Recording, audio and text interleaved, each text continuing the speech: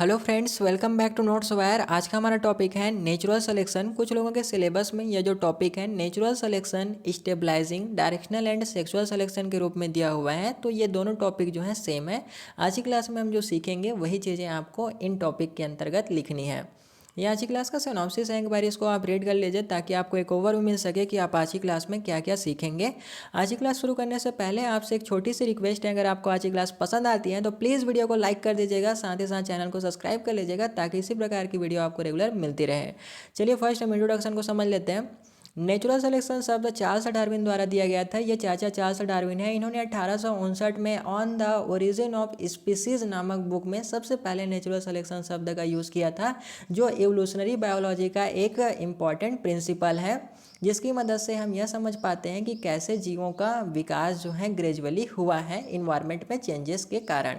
इस प्रक्रिया के तहत नेचर में मौजूद ऑर्गेनिज्म के बीच सर्वाइवल और रिप्रोडक्शन के लिए कंपटीशन होते हैं, और ये कंपटीशन जो है जनरली फूड, मैटिंग पार्टनर और स्पेस के लिए होता है। और जो ऑर्गेनिज्म सबसे अच्छी तरह से इन्वायरमेंट में एडॉप्ट करते हैं वही सर्वाइव करते हैं। जैसे कि इसका सबसे कॉमन और बेस्ट एग्जांपल जो है वह है लंबी गर्दन वाले जिराफ का एवोल्यूशन। पहले के जो जिराफ थे उनकी गर्दन जो थी वो शॉर्ट थी, जिसके कारण इन्हें पर्याप्त मात्रा में भोजन नहीं मिल पाता था। इनका भोजन जो था पत्तियाँ और फल थे। फिर धीरे धीरे इनमें ग्रेजुअली चेंजेस आई और इनके जो गर्दन थी वो लंबी होती गई, जिससे ये अधिक मात्रा में लीव्स हो गए और फल हो गए इनको मिलने लगे, और लंबी गर्दन वाले जिराफ जो थे वो बेटर तरीके से अपने इन्वायरमेंट में सर्वाइव कर पाए। नेचुरल सिलेक्शन एवोल्यूशन का ड्राइविंग फोर्स है, यानी कि नेचुरल सिलेक्शन ही डिसाइड करता है कि कौन सा ऑर्गेनिज्म जो है वो जीवित रहेगा और कौन सा ऑर्गेनिज्म जो है वो मर जाएगा, और यह बायोडाइवर्सिटी को सेव करने में भी हेल्प करता है। सेकेंड है डेफिनेशन। नेचुरल सिलेक्शन वह प्रोसेस होता है जिसके द्वारा नेचर उन ऑर्गेनिज्म को सेलेक्ट करता है जो अपनी इन्वायरमेंट के अनुकूल होता है, अपने इन्वायरमेंट में फिट रहता है, साथ ही साथ अपने इन्वायरमेंट के कंडीशन के अनुसार अपने आप को अडॉप्ट कर पाता है। वही ऑर्गेनिज्म जो है वो सर्वाइव कर पाता है। यह प्रोसेस उन ट्रेड्स को इंक्रीज करता है जो ऑर्गेनिज्म को सर्वाइवल और रिप्रोडक्शन में मदद करती हैं। जैसे कि हमने जिराफ में देखा कि जिराफ में कौन सा ट्रेड को इंक्रीज किया, तो उनके जो गर्दन थी वो धीरे धीरे ग्रेजुअली इन्वायरमेंट के अनुसार लंबी होती गई। तो नेचुरल सिलेक्शन जो है उन ट्रेड्स या लक्षण को भी इंक्रीज करने का काम करता है, बढ़ाने का काम करता है, जो ऑर्गेनिज्म के सर्वाइवल और रिप्रोडक्शन में हेल्प करते हैं। थर्ड है principle of natural selection. Natural selection एक प्रोसेस होता है जिसमें अपने आप से नेचर जो होती है ट्रेड्स और ऑर्गेनिज्म को सेलेक्ट करता है जो अपने इन्वायरमेंट के हिसाब से बेस्ट अडॉप्ट होते हैं। इस प्रोसेस में कुछ इंपॉर्टेंट स्टेप होते हैं या फिर नेचुरल सिलेक्शन के प्रिंसिपल हैं, जिसमें पहला प्रिंसिपल है वेरिएशन, जिसे हिंदी में विविधता कहते हैं। पहले इसके वो हम एग्जांपल के थ्रू समझते हैं। जैसे कि आपके क्लास में 30 स्टूडेंट हैं और 30 स्टूडेंट का जो हाइट है, कलर है, वो क्या है, डिफरेंस है। तो इस डिफरेंस को हम वेरिएशन कहते हैं। और जो 30 स्टूडेंट हैं क्लास में वो कहलाएगा स्मॉल पॉपुलेशन, और उसमें से प्रत्येक स्टूडेंट कहलाएंगे इंडिविजुअल्स। ये टर्म्स आप याद रखिएगा। अब चलिए अब हम वेरिएशन को समझते हैं। किसी भी पॉपुलेशन में इंडिविजुअल्स के बीच जेनेटिक वेरिएशन होते हैं जो जेनेटिक म्यूटेशन या जेनेटिक रिकॉम्बिनेशन के कारण उत्पन्न होते हैं। जैसे कि हमने देखा कि अलग अलग स्टूडेंट के हाइट, कलर जो था वो डिफरेंट था। तो ये किस वजह से डिफरेंस है, तो ये डिफरेंस जो है जेनेटिक वेरिएशन के कारण होता है, जो कि जेनेटिक म्यूटेशन यानी कि जीन में अचानक हुए परिवर्तन के कारण आता है। जीन जो होता है ये एक पीढ़ी से दूसरे पीढ़ी में इंफॉर्मेशन को ट्रांसफ़र करने का काम करता है। जैसे कलर हो गया, हाइट हो गया, और अलग अलग कैरेक्टर्स हो सकते हैं। जैसे कि जिराफ के बारे में बात करते हैं तो जिराफ में उनके लंबे गर्दन का कैरेक्टर्स हो गया, वो एक पीढ़ी से दूसरे पीढ़ी में ट्रांसफ़र होते हैं थ्रू द जीन्स। ये वेरिएशन एक पॉपुलेशन में प्रत्येक इंडिविजुअल्स को यूनिक बनाते हैं और उनके ट्रेड्स में डिफरेंट पैदा करते हैं। इसका एग्जांपल दिया हुआ है, पक्षियों में कलर और बिग साइज़ में डिफरेंस होता है। जैसे कि आप देख रहे हैं कि अलग अलग इन्वायरमेंट में प्रेजेंट जो बर्ड्स होते हैं उनका कलर जो होता है वो अलग अलग होता है, साथ ही साथ इनके जो बिग का साइज़ है वो भी आपको डिफरेंट देखने को मिलेगा। कुछ पक्षियों का कलर जो होता है वो हल्का होता है, जबकि कुछ का गहरा होता है, जिससे पॉपुलेशन में विविधता बनी रहती है। अगर इन्वायरमेंट में कुछ चेंजेस आ जाती हैं तो ये जो वेरिएशन है उन ऑर्गेनिज्म को एक सपोर्ट प्रोवाइड करता है कि वो अपने इन्वायरमेंट में सर्वाइव कर पाए। सेकंड है कंपटीशन फॉर रिसोर्स। सभी ऑर्गेनिज्म को सर्वाइव और रिप्रोड्यूस करने के लिए रिसोर्स जैसे फूड, स्पेस और मेट्स की ज़रूरत होती हैं, लेकिन ये रिसोर्सेज लिमिट होते हैं। जैसे इसको एग्जांपल समझते हैं, यहाँ पे लेपर्ड दिखाया गया है और लेपर्ड क्या करता है, हिरण को खा रहा है। धीरे धीरे क्या होगा कि हिरण का जो स्पीसीज़ हैं वो समाप्त होने लगेगी। तो इस कंडीशन में लेपर्ड हो गया, लायन हो गया, क्या करेंगे, तो इनमें कंपटीशन होगा और कंपटीशन के थ्रू वही सरवाइव कर पाएगा जिनमें बेटर स्ट्रॉन्गर हैं और बेटर तरीके से फाइट करने के तरीके हैं उनके पास, और साथ ही साथ उनमें कुछ स्पेशल कैरेक्टरिस्टिक हैं। उसी प्रकार से स्पेस और मैट्स के लिए भी कंपटीशन जो है हमें देखने को मिलता है। इसे प्रीवियस क्लासेस में आपने एनिमल बिहेवियर में ज़रूर से देखा होगा। जैसे मैटिंग के लिए अलग अलग ऑर्गेनिज्म जो होते हैं वो कोर्टशिप बिहेवियर शो करते हैं, स्पेस के लिए टेरिटरी का मार्किंग करते हैं, लेकिन ये रिसोर्स लिमिटेड होते हैं, इसलिए सभी ऑर्गेनिज्म इन रिसोर्स को पाने के लिए आपस में कॉम्पीट करते हैं।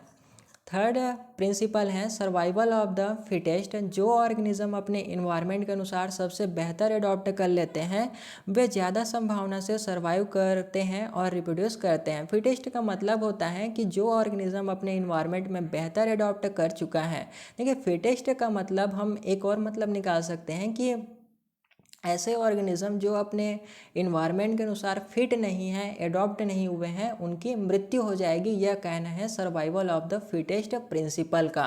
इसका एग्जांपल दिया हुआ है, ऊंचे गर्दन वाले जिराफ लंबे पेड़ की पत्तियां आसानी से खा सकते थे, जिससे इनके पास फूड का एक्सेस जो था वो बहुत ज़्यादा था, जिससे इनके पास सर्वाइवल करने का अधिक मौका होता है।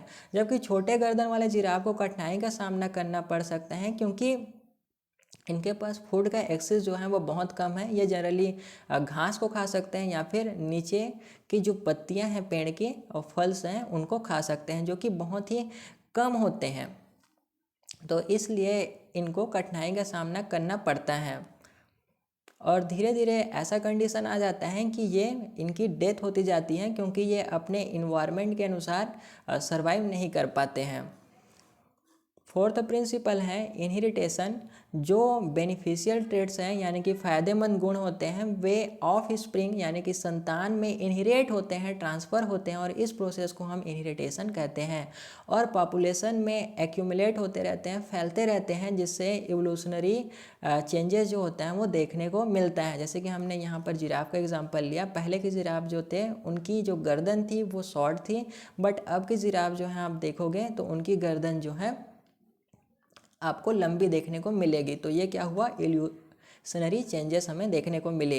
एग्जाम्पल है जिराफ में लंबी गर्दन वाला ट्रेड्स जो हैं वो बेनिफिशियल हैं, इसलिए ये अगली पीढ़ी में ट्रांसफ़र होता है। समय के साथ साथ लंबी गर्दन का ट्रेड्स जो होता है पॉपुलेशन में कॉमन हो जाता है और आज के डेट में हमें केवल लंबे गर्दन वाले जिराफ जो हैं वो देखने को मिलता है और शॉर्ट जो गर्दन वाले जिराफ थे वे विलुप्त हो चुके हैं क्योंकि ये नेचुरल सिलेक्शन के दौरान अपने आप को एडॉप्ट नहीं कर पाए।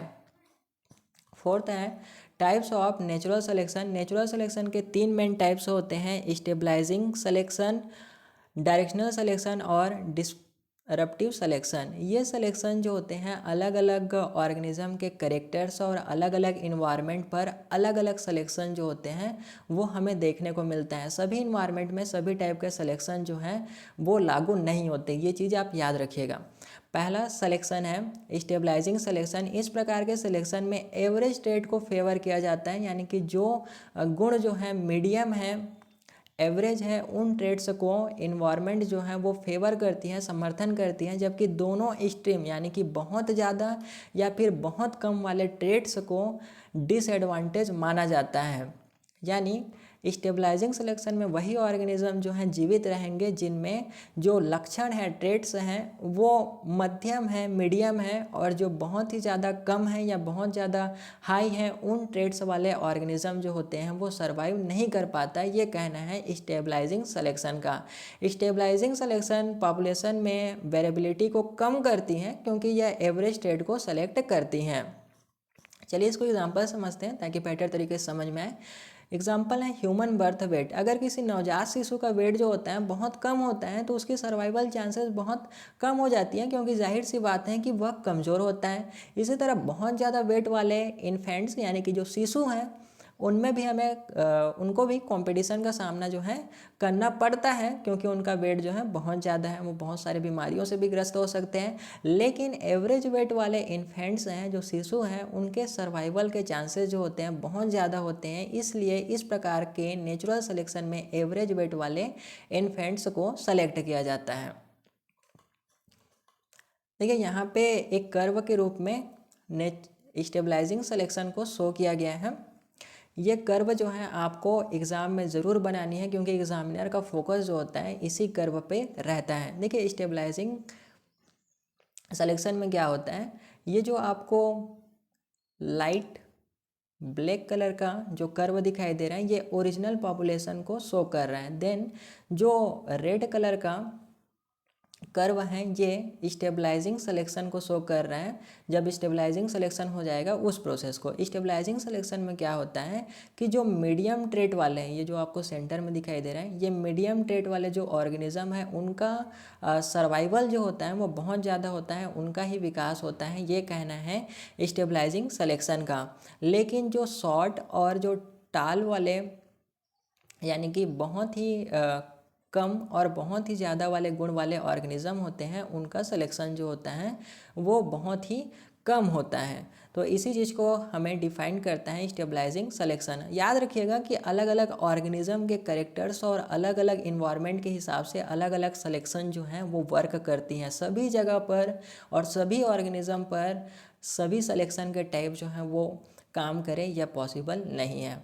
यहाँ पे ग्राफ का एक्सप्लेनेशन भी दिया हुआ है। स्टेबलाइजिंग सिलेक्शन में ग्राफ जो होता है बेल शेप्ड कर्व की तरह होता है। यहाँ पे आप देख सकते हैं, यहाँ पे बस एक घंटी लगाना है और बजा देना है, फिर ये हो जाएगा बेल शेप कर्व्ड, जिसमें एवरेज ट्रेड्स जो होता है हाईएस्ट पॉइंट पर होता है। जहाँ पे आप देख सकते हैं जो मीडियम ट्रेड्स हैं वो हाईएस्ट पॉइंट पर हैं और जो एक्सट्रीम होता है वो नीचे होता है। जैसे कि यहाँ पे शॉर्ट को देख सकते हैं, तो शॉर्ट का जो कर्व है वो बहुत ही कम है और टॉल का कर्व जो है वो बहुत ही कम है, यानी कि हाइट जो उसका कम है। सेकेंड नेचुरल सिलेक्शन है डायरेक्शनल सिलेक्शन। डायरेक्शनल सिलेक्शन एक ऐसी प्रक्रिया होती है जिसमें पॉपुलेशन में किसी एक एक्सट्रीम ट्रेड का सिलेक्शन होता है, या तो कम गुण वाले का सिलेक्शन होगा या तो ज़्यादा गुण जो रख रहे हैं ऑर्गेनिज्म उसका सिलेक्शन होगा, जिसमें वह ट्रेड्स फ्यूचर जनरेशन में ज़्यादा कॉमन हो जाते हैं। जाहिर सी बात है अगर वो ट्रेड्स बेनिफिशियल हैं तो वो एक पीढ़ी से दूसरे पीढ़ी में ट्रांसफ़र होंगे। इसका एग्जांपल है जिराफों के केस में, जब ऊंचे पेड़ के पत्ते खाना ज़रूरी हो गया तो लंबी गर्दन वाले जिराफ जो हैं ज़्यादा सर्वाइव करने लगे, यानी कि जो एक्सट्रीम ट्रेड था वो सर्वाइव करने के लिए एडॉप्ट हुए, ये कहना है डायरेक्शनल सिलेक्शन का। यहाँ पर भी आप देख सकते हैं कि कर्व शो किया गया है, जो शॉर्ट ट्रेट है और जो लॉन्ग ट्रेट है इनके बीच, और बीच वाला जो ट्रेट है वो हमें मीडियम को शो करता है। तो यहाँ पर मीडियम का कोई रोल नहीं है, बल्कि उन ट्रेड्स को समर्थन देता है डायरेक्शनल सिलेक्शन जो बहुत ही ज़्यादा कम हो या बहुत ही ज़्यादा एक्सट्रीम हो। तो अगर हम जिराफ के कंडीशन की बात करते हैं तो इसमें एक्सट्रीम ट्रेड को सेलेक्ट किया गया है, जिससे जिन जिराफ के गर्दन की लंबाई जो है ज़्यादा है उनका सिलेक्शन जो है ज़्यादा हमें देखने को मिल रहा है, क्योंकि इनका जो कर्व का जो हाइट है वो हमें ज़्यादा देखने को मिल रहा है। ये भी कर्व आप ज़रूर से एग्ज़ाम में बनाइएगा। थर्ड है डिसरप्टिव सिलेक्शन। डिसरप्टिव सिलेक्शन एक ऐसी प्रक्रिया होती है जिसमें पॉपुलेशन में किसी ट्रेड्स के दोनों स्ट्रीम का सिलेक्शन होता है, यानी कि कम का भी सिलेक्शन होगा और ज़्यादा का भी सिलेक्शन होगा। इससे पहले हमने क्या देखा था, जब हमने बात किया था डायरेक्शनल सिलेक्शन की, तो इसमें एक ट्रेड का सिलेक्शन हो रहा था, चाहे कम का हो चाहे ज़्यादा का हो। लेकिन जब हम बात करते हैं डिसरप्टिव सिलेक्शन की, तो इसमें दोनों ट्रेड्स का सिलेक्शन होगा, कम का भी होगा और ज़्यादा का भी होगा, जिससे पॉपुलेशन के बीच का एवरेज ट्रेड्स जो होता है वो कम हो जाता है। जाहिर सी बात है एवरेज ट्रेड्स का इसमें रोल ही नहीं होगा और दोनों एक्सट्रीम ट्रेड्स ज़्यादा कॉमन हो जाते हैं। इसका एग्जाम्पल है इंडस्ट्रियल रेवोल्यूशन के समय हल्के रंग के कीट का पॉपुलेशन पॉल्यूशन फ्री इन्वायरमेंट में आसानी से सर्वाइव कर पाते थे। जैसे कि आप यहाँ पे मौत को देख रहे हैं, ये हल्के रंग के हैं यानी कि लाइट कलर के हैं, तो इनका सर्वाइवल का जो कर्व है वो हाइटेस्ट दिखाया गया है। ये रेड कलर का जो है वो डिस्ट्रप्टिव सिलेक्शन को शो करता है। देन जबकि गहरे रंग के कीट थे वो पल्यूटेड इन्वायरमेंट में कैम्यूफ्लेज होकर बेहतर तरीके से सर्वाइव कर पाते थे। देखिए जब पल्यूशन हुआ तो जो पेड़ पौधे थे वो डार्क हो गए थे, और डार्क होने की वजह से जो डार्क मॉथ थे वो आसानी से उन पेड़ में कैम्यूफ्लेज कर पाते थे, छिप जाते थे और अपने प्रीडेटर से बच पाते थे, जिससे ये अधिक मात्रा में सरवाइव कर पाए। और इसीलिए यहाँ पर कर्व को देखोगे आप डार्क मॉथ का, तो कर्व जो है वो हाइटेस्ट पॉइंट पर दिखाया गया है। इस वजह से पॉपुलेशन में हल्के और गहरे दोनों रंग के कीटों की संख्या जो है वो बढ़ती गई, और जो एवरेज वाले थे उनका जो कर्व है वो सबसे लोवेस्ट दिखाया गया है, यानी कि वो जीवित नहीं बचे। फिफ्थ है फैक्टर अफेक्टिंग नेचुरल सिलेक्शन। पहला फैक्टर है इन्वायरमेंटल चेंजेस। समय के साथ इन्वायरमेंट में बदलाव होते रहते हैं, ये सभी को पता है, जो नेचुरल सिलेक्शन को इन्फ्लुएंस करते हैं। एग्जांपल दिया हुआ है क्लाइमेट चेंजेस, हैबिटेट डिस्ट्रक्शन आदि। जैसे अगर हम एग्जांपल लेते हैं साउथ की इन्वायरमेंट की, तो वहाँ पर टेम्परेचर जो होता है बहुत ही ज़्यादा हाई होता है, जिससे वहाँ प्रेजेंट जो व्यक्ति होते हैं उनका कलर जो होता है ब्लैक होता है, ताकि वो टेम्परेचर को आसानी से सर्वाइव कर सके। मान लीजिए अगर साउथ में क्लाइमेट चेंज हो जाता है और वहाँ का वातावरण जो है धीरे धीरे ठंडी होने लगती है, तो उस कंडीशन में जो ब्लैक कलर है वो धीरे धीरे ब्राइट कलर में कन्वर्ट होते जाएगा। ये कहना है नेचुरल सिलेक्शन का। देन म्यूटेशन यानी कि जीन्स में हुए अचानक परिवर्तन को हम म्यूटेशन कहते हैं। जेनेटिक म्यूटेशन नए ट्रेड्स को इंट्रोड्यूस करती हैं, जिनमें से कुछ बेनिफिशियल हो सकते हैं जो नेचुरल सिलेक्शन के द्वारा सेलेक्ट होती हैं। जैसे मान लीजिए कोई कीड़ा है, वो पत्तियों पर रहता है और उसका कलर जो है डिफरेंस है, और धीरे धीरे उनमें कुछ जेनेटिक म्यूटेशन हुआ जिसकी वजह से उनका कलर जो है वो ग्रीन हो गया। अब लीव्स का कलर भी ग्रीन है और उनका भी कलर ग्रीन है, तो इसलिए उन्हें कैम्यूफ्लेज में हेल्प मिलेगा, यानी कि छुपने में हेल्प मिलेगा, और ये उनके लिए बेनिफिशियल है। और बेनिफिशियल होने की वजह से नेचर जो है उस ट्रेट को सेलेक्ट कर लेगा, और धीरे धीरे जितने भी उस कीट की स्पीसीज होगी उनमें यह कॉमन हो जाएगा ग्रीन कलर जो है। ये कहना है म्यूटेशन का। थर्ड फैक्टर है जेनेटिक ड्रिफ्ट या रैंडम चेंजेस होते हैं जो जीन फ्रीक्वेंसी में जो स्मॉल पॉपुलेशन में नेचुरल सिलेक्शन के साथ इंटरेक्ट कर सकती हैं। फोर्थ है जीन फ्लो। जीन फ्लो तब होता है जब अलग अलग पॉपुलेशन में इंटरब्रीडिंग होती हैं। जैसे अगर नॉर्थ का व्यक्ति है कोई और साउथ का कोई व्यक्ति है, जाहिर सी बात है मेल और फीमेल होना चाहिए, तो वो जब आपस में इंटरब्रीड करेंगे तो उनके जो ऑफ स्प्रिंग पैदा होंगे, उनके जो करेक्टर्स होंगे वो उनके माता पिता के दोनों के करेक्टर्स आएंगे, जिसकी वजह से उनमें कुछ नए ट्रेड्स जो हैं वो हमें देखने को मिलेगा। तो ये कहलाता है जीन फ्लो। और ये जीन फ्लो जो होता है वो नेचुरल सिलेक्शन में भी इफ़ेक्ट कर सकता है और नए ट्रेड्स को स्प्रेड करने में भी हेल्प करता है। 6 है example of natural selection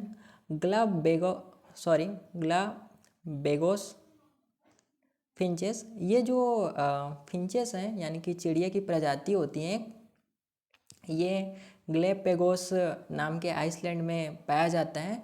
Darwin के फेमस फिंचेस, डार्विन जो थे एक प्राकृतिकवादी थे यानी कि नेचर प्रेमी थे, इन्होंने ऑब्जर्व किया कि जो फिंचेस हैं एक प्रकार की चिड़िया होती हैं जिनमें सीड ईटिंग बर्ड्स के बिक्स का साइज़ जो था टाइम के साथ बदल गया।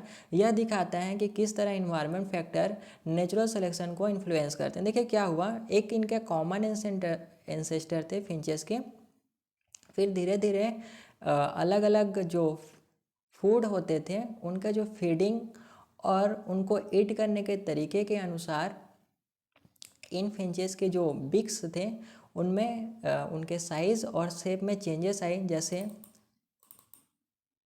अगर हम बात करते हैं सीड ईटिंग वाले, तो सीड ईटिंग वाले जो फिंचेस थे उनके जो बिग का साइज़ था वो डिफरेंट था। जो कैक्टस को ईट करते थे उनके बिग का साइज़ अलग था। इंसेक्ट को ईट करने वाले जो फिंचेस थे उनका बिग का साइज़ में हमें डिफरेंस जो है वो देखने को मिला। तो ये कहता है नेचुरल सिलेक्शन कि जो ऑर्गेनिज़म है उनको यह फेवर करेगा ताकि वो बेटर तरीके से सर्वाइव कर सकें। देन सेकेंड है एंटीबायोटिक रेजिस्टेंस इन बैक्टीरिया। देखिए एंटीबायोटिक जो होता है ऐसे सब्सटेंस होते हैं जो कि बैक्टीरिया को किल करने का काम करते हैं, बट बैक्टीरिया में कुछ ऐसा म्यूटेशन होता है जिसकी वजह से ये एंटीबायोटिक जो होता है उन बैक्टीरिया को किल नहीं कर पाता, तो ये कहलाता है एंटीबायोटिक रेजिस्टेंस इन बैक्टीरिया। और ये प्रोसेस जो होता है वो नेचुरल सिलेक्शन के थ्रू होता है, और ये प्रोसेस जो है बहुत ही ग्रेजुअली होता है, धीरे धीरे होता है। सेवेंथ है कंक्लूजन, नेचुरल सिलेक्शन एवोल्यूशन का फंडामेंटल मैकेनिज्म होता है जो ऑर्गेनिज्म को उनके इन्वायरमेंट के हिसाब से एडॉप्ट करने में मदद करता है। यह प्रोसेस टाइम के साथ स्पीसीज में जेनेटिक चेंजेस लाता है जो उनके सर्वाइवल और रिप्रोडक्शन को बढ़ाते हैं, और एक पीढ़ी से दूसरे पीढ़ी में इनहेरिटेशन होता है यानी कि ट्रांसफ़र होता है। नेचुरल सिलेक्शन से एवोल्यूशन की गति और बायोलॉजिकल डाइवर्सिटी का फॉर्मेशन होता है। लास्ट है reference, genes and evolution by AP Jha, evolution by MW Strickberger's. Thank you for watching. अगर आपको वीडियो पसंद आई होगी तो प्लीज़ लाइक कर दीजिएगा, अपने दोस्तों के साथ शेयर कर दीजिएगा, और जो नए हैं वो सब्सक्राइब कर लीजिएगा।